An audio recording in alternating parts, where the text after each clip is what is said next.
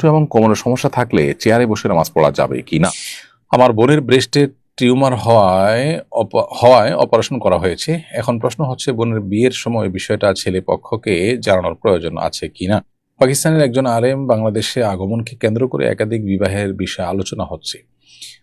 এর লাভ ক্ষতি নিয়ে অনেকেই ইদানিং কথা বলছেন। বাংলাদেশের আর্থসামাজিক বাস্তবতা একাধিক বিয়ে করা কতটুকু সমীচীন, কি কি শর্তের আলোকে একাধিক বিয়ে করা যেতে পারে, এই বিষয়ে ইসলামী দৃষ্টিভঙ্গি কি। আর বিয়ের সময় আমি কবুল বলিনি, শুধু সই করেছি।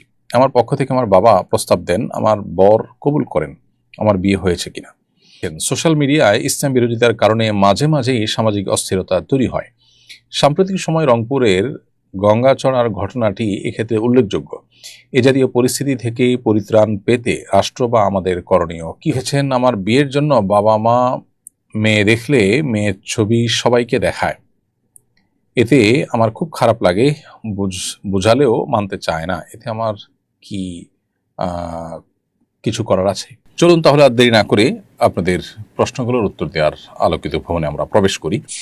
আমার বোনের ব্রেস্টে টিউমার হওয়ায় অপারেশন করা হয়েছে। এখন প্রশ্ন হচ্ছে, বোনের বিয়ের সময় বিষয়টা ছেলে পক্ষকে জানানোর প্রয়োজন আছে কিনা। বৈবাহিক জীবনে যদি প্রভাব ফেলতে পারে এরকম কোনো ট্রিটমেন্টের কারণে এরকম কোনো ত্রুটি বা এরকম কোনো বিষয় তৈরি হয়ে থাকে, তাহলে সেক্ষেত্রে সেটা আগে থেকে অবশ্যই জানানো উচিত। অতএব আপনার বোনের বিবাহের সময় এই বিষয়টা আপনার পাত্রপক্ষকে জানানো দরকার। তা না হলে পরবর্তীতে ভুল বুঝাবুঝি তৈরি হতে পারে, বিবাহ ভাঙার দিকে যেতে পারে, যেটা কারোর কাছেই আসলে কাঙ্ক্ষিত বা প্রত্যাশিত কোনো বিষয় নয়।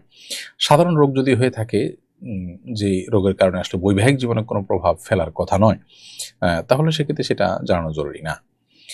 পাকিস্তানের একজন আলেম বাংলাদেশে আগমনকে কেন্দ্র করে একাধিক বিবাহের বিষয়ে আলোচনা হচ্ছে। এর লাভ ক্ষতি নিয়ে অনেকেই ইদানিং কথা বলছেন। বাংলাদেশের আর্থসামাজিক বাস্তবতা একাধিক বিয়ে করা কতটুকু সমীচীন, কি কি শর্তের আলোকে একাধিক বিয়ে করা যেতে পারে, এই বিষয়ে ইসলামী দৃষ্টিভঙ্গি কি। কেউ যদি একাধিক বিবাহ করবার জন্য শারীরিক, আর্থিক এবং সার্বিকভাবে প্রস্তুত থাকেন, তিনি যদি একাধিক বিয়ে করলে একাধিক স্ত্রীর প্রতি সমতা বজায় রাখার ব্যাপারে দায়িত্বশীল আচরণ করতে পারবেন, সেই কনফিডেন্ট, সেই আত্মবিশ্বাস তার নিজের প্রতি নিজের থাকে, তাহলে তিনি একাধিক বিবাহ করতে পারেন। এটি জায়েজ আছে। বেশিরভাগ উলামা ইকরামের মধ্যে এটি জায়েজ, এটিকে সুন্নাহ বলে দাবি করেননি বেশিরভাগ ফকিগণ। কিন্তু একদিকে যেমন একাধিক বিয়ে করাটাকে দোষী বিষয় মনে করা হয় আমাদের সমাজে, সেটা যেমন একটি দুর্ভাগ্যজনক বিষয়, একটা শরিয়া সিদ্ধ বিষয়, নবী সাল্লাল্লাহু আলাইহি ওয়াসাল্লামের জীবনে যেটার উপর আমল ছিল, সেই রকম একটা বিষয়কে আপনার আসামির কাঠগড়া দাঁড় করানোর একটা প্রবণতা যেন আমরা দেখি, বা সেটাকে দোষের চোখে দেখার একটা প্রবণতা যেরকম আমাদের সমাজে লক্ষ্য করা যায়। এর বিপরীতে আমরা আরেকটা বাস্তবতাও দেখি, সেটা হলো যে অনেকেই এই একাধিক বিয়ে করাটাকেই দিনদারিতা, এটাকেই দিনের এত গুরুত্বপূর্ণ বিষয় বানিয়ে নিয়েছেন, যেটা আসলে বাস্তবে দিনের এত গুরুত্বপূর্ণ বিষয় নয়। তো এই উভয়টার মধ্যে সমন্বয় সাধন করা প্রয়োজন। এবং যে আলেমের আগমনের কারণে আলোচনা হয়েছে, তিনি একাধিক বিয়ে করেছেন, ভালো কথা, সেখান থেকে এটা নিয়ে আলোচনা হচ্ছে।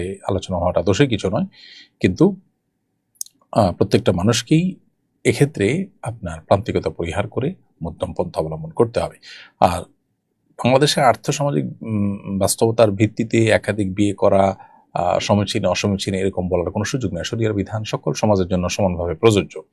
অতএব যার বাংলাদেশে একাধিক বিয়ে করার নিড আছে, তার জন্য বিয়ে করা জায়েজ। এটাকে খারাপ চোখে যদি কেউ দেখেন, তার ইমানি টানাটানি দেখা দিবে। শরিয়া যেটাকে হালাল করেছেন সেটাকে হারাম মনে করলে, আল্লাহ যেটাকে সুযোগ রেখেছেন সেটাকে খারাপ মনে করলে, সেক্ষেত্রে আপনার ইমান নিয়ে পর্যন্ত টানাটানি দেখা দিবে। এটা বাংলাদেশের আর্থসামাজিক ব্যবস্থার জন্য আলাদা কোনো বিধান এখানে প্রযোজ্য নয় শরিয়া দৃষ্টিকোণ থেকে। সো অন্য 10 জায়গায় যেরকম বিয়ে করতে হলে ইনসাফ বজায় রাখতে হবে, শারীরিক এবং আর্থিক এবং সার্বিক সক্ষমতা থাকতে হবে, বাংলাদেশেও একাধিক বিয়ে করতে হলে আপনাকে সেই জিনিসটি আপনার থাকতে হবে, নিশ্চিত করতে হবে। সাইমন সামি আপনি লিখেছেন, আমার বিয়ের সময় আমি কবুল বলিনি, শুধু সই করেছি। আমার পক্ষ থেকে আমার বাবা প্রস্তাব দেন, আমার বর কবুল করেন। আমার বিয়ে হয়েছে কিনা। বিয়ের ক্ষেত্রে প্রস্তাব এবং সম্মতি উভয়টি আসলে মুখে হতে হবে। যদি কেউ বাক প্রতিবন্ধী হয়ে থাকেন তার কথা ভিন্ন, কিন্তু বাকি অন্য সাধারণ অবস্থাতে সবার ক্ষেত্রে বিয়ের জন্য প্রস্তাব এবং সম্মতিটা সুস্পষ্টভাবে মুখে উচ্চারণ করে হতে হবে। এক্ষেত্রে আপনার বিয়ের প্রস্তাব আপনার পক্ষ থেকে আপনার সম্মতির ভিত্তিতে আপনার বাবা দিয়েছেন। মেয়েরা মৌন সম্মতিও যদি থাকে, তাদের বিয়ে শাদীর আলোচনা হচ্ছে, তারা জানছে এবং তারা কোনো বিপরীত কিছু বলছে না, এটা তাদের মৌন সম্মতি হিসাবে ধরে নেওয়া যায়। এবং তার উপর ভিত্তি করে বাবা যদি সন্তানের তরফ থেকে বিবাহের প্রস্তাব দেন, যেমনটি আপনার বাবা আপনার পক্ষ থেকে প্রস্তাব দিয়েছেন, আপনি বলেছেন, সেটাই বিবাহ বিশুদ্ধ হওয়ার জন্য যথেষ্ট। অতএব আপনি নিজে মুখে কিছু বলেননি, বিয়ে হয়েছে কিনা এটা নিয়ে আপনার হেজিটেশন করার কোনো প্রয়োজন নেই, আপনার বিয়ে হয়ে গেছে ইনশাআল্লাহ তাআলা।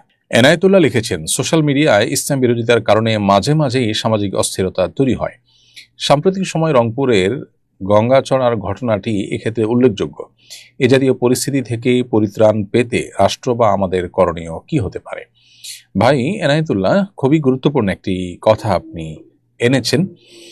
সোশ্যাল মিডিয়াতে যে ইসলাম বিরোধিতা প্রায় দেখা যায়, এবং বিরোধিতার চাইতে বেশি হলো যে ইসলাম বিদ্বেষ, এটা ছড়াছড়ি দেখা যায়। এটির কারণে খুব স্বাভাবিকভাবে একটা ধর্মপ্রাণ সমাজে অস্থিরতা তৈরি হয়। এ বিষয়ে আমাদের আইনের কঠোর প্রয়োগ যেমন দরকার, এবং বিশেষ করে ব্লাসফেমি আইন করা এবং সেটার বাস্তবায়ন করা, এটা যেমন দরকার। এটা হলে এ ধরনের অস্থিরতা থেমে যাবে, এ ধরনের অপরাধ প্রবণতা কমে যাবে। আবার একইভাবে আমাদের সমাজে যারা অন্য ধর্মাবলম্বী আছেন, কিংবা যারা মুসলিম ঘরে জন্মগ্রহণ করেও তারা মুসলিম পরিচয় দিতে স্বাচ্ছন্দ্য বোধ করেন না বা মুসলিম পরিচয় দেন না, তাদের উচিত যে তাদের ইসলামের প্রতি তাদের ভিন্নমত থাকতে পারে, কিন্তু থাকতে পারে বলতে আমি বোঝাতে চাচ্ছি যে তাদের সেই ভিন্নমতের কারণে তারা হয়তো ভিন্নমত পোষণ করছেন, কিন্তু একই সাথে তারা ইসলাম বিদ্বেষ চর্চা যেটা সোশ্যাল মিডিয়া হয়ে থাকে এক শ্রেণীর নাস্তিকদের দ্বারা, এক শ্রেণীর অন্য ধর্মাবলম্বীদের দ্বারা, এই বিষয়টার ব্যাপারে তাদেরও কঠোরভাবে অবস্থান গ্রহণ করা উচিত, যে এটা কোনোভাবে যেন না হয়। কারণ এটি যদি চলতে থাকে আর সমাজ যদি অস্থির হতে থাকে, তাহলে সেক্ষেত্রে তাদের আমাদের কারোর জন্য এটা কল্যাণকর হতে পারে না। এই জন্য সোশ্যাল মিডিয়াতে কোনো ক্ষেত্রেই আসলে বাড়াবাড়ি এটা কাম্য নয়, এবং আপনার ইসলামের প্রতি আপনার আনুগত্য নেই, সেটা আপনার একান্ত ব্যক্তিগত বিষয়। আল্লাহর সঙ্গে আপনি সেটা বোঝাপড়া আপনার হবে, কিন্তু তাই বলে আপনি ইসলাম কে আঘাত করে, ইসলামের কোনো বিষয়কে আঘাত করে একজন মুসলিম হিসাবে আমাকে আপনি আঘাত করবার এখতিয়ার আপনি রাখেন না। পশ্চিমা পৃথিবী যারা মত প্রকাশের স্বাধীনতার কথা বলে, তারা এ ধরনের বিষয়গুলোকে অনেক বেশি তারা প্রশ্রয় দেয়। একইভাবে তারা তাদের দেশের কোনো আইন, তাদের দেশের কোনো বিষয়, সেটার বিরুদ্ধে আপনাকে কথা বলতে দিবে না। সেখানে কিন্তু মত প্রকাশের স্বাধীনতার প্রশ্ন থাকে না, বরং শুধুমাত্র নবী করিম সাল্লাল্লাহু আলাইহি ওয়াসাল্লামকে অবমাননা করার ব্যাপারে, মুসলমানদেরকে আঘাত করার ব্যাপারে আপনার মত প্রকাশের স্বাধীনতার কথা তারা বলে। অতএব এ ধরনের বাস্তবতা বিবর্জিত থিওরি যদি আমাদের দেশে অনুসরণ করা হয়, তাহলে সেক্ষেত্রে দেশ আরো অস্থিতিশীলতার দিকে যাবে এবং অনভিপ্রেত ঘটনা একের পর এক ঘটবে, যেটা আসলে আমাদের কারোরই কাম্য নয়। আরিয়ান খান তন্ময় আপনি লিখেছেন, আমার বিয়ের জন্য বাবা মা মেয়ে দেখলে মেয়ের ছবি সবাইকে দেখায়, এতে আমার খুব খারাপ লাগে, বুঝালেও মানতে চায় না, এতে আমার কি কিছু করার আছে? ভাই আরিয়ান খান তন্ময়, আপনার বাবা মা আপনার বিয়ের জন্য যখন মেয়ে দেখেন, পাত্রীর ছবি অন্য পুরুষদেরকেও দেখান, তাদেরকে আল্লাহর ভয় যেমন আপনার দেখানো উচিত, ঠিক তেমনিভাবে বিচক্ষণ বিদগ্ধ আলেম ওলামা যাদের প্রভাব তাদের উপরে আছে, তাদের মাধ্যমে তাদেরকে বিষয়টাতে আপনার সংশোধনী আনা উচিত এবং তাদেরকে বোঝানো উচিত। পরপুরুষ দেখলে আপনি ছাড়া, অর্থাৎ পাত্র ছাড়া অন্য পুরুষরা ওই পাত্রের ছবি দেখা নাজায়েজ এবং গুনাহ, এই ধারণায় হয়তো তাদের নাই। আর আপনি সন্তান হিসাবে আপনার কথা তারা হয়তো কেয়ার করছেন না, এই জন্য আপনি মসজিদের ইমাম সাহেব, আপনার আশেপাশের আলেম ওলামা অনুমতি দিয়ে আপনি তাদেরকে বোঝানোর চেষ্টা করতে পারেন। আর এরপরও যদি তারা এই অন্যায় করেন, আপনি চেষ্টা করেছেন বোঝাবার জন্য, আপনি উদ্যোগ নিয়েছেন, তারপরও তারা যদি সেটার উপরে আমল না করে বা সেটাকে কেয়ার না করে, তাহলে ইনশাআল্লাহ আশা করা যায় যে আল্লাহ তাআলার কাছে আপনার কোনো দায় থাকবে না, কারণ আপনি আপনার চেষ্টা করেছেন। সাইম ইসলাম আপনি লিখেছেন, হাঁটু এবং কোমরের সমস্যা থাকলে চেয়ারে বসে নামাজ পড়া যাবে কি না? ভাই সাইম ইসলাম, হাঁটু এবং কোমরে যদি এত বেশি অসুবিধা থাকে, এত বেশি অসুস্থ থাকে এবং ব্যথা থাকে যে আপনি রুকু সেজদার জন্য যে মুভমেন্ট সেটা করতে পারেন না, কোনোভাবে অসহনীয় কষ্ট হয়, অসুস্থ হয়, তাহলে সেক্ষেত্রে আপনি চেয়ারে বসে নামাজ আদায় করতে পারবেন। আর যদি সমতলে বসে বসে সালাত আদায় করার সুযোগ থাকে তাহলে সেটা আপনি করবেন। সেটা যদি না হয় তাহলে চেয়ারে বসে আপনি নামাজ আদায় করতে পারেন। কিন্তু ওই যে অপারগ হলে তখন শুধুমাত্র একটু অস্বস্তি লাগছে বা একটু কষ্ট হচ্ছে এটার উপর ভিত্তি করে আপনি চেয়ারে বসে নামাজ পড়া শুরু করলে সেটি সঠিক।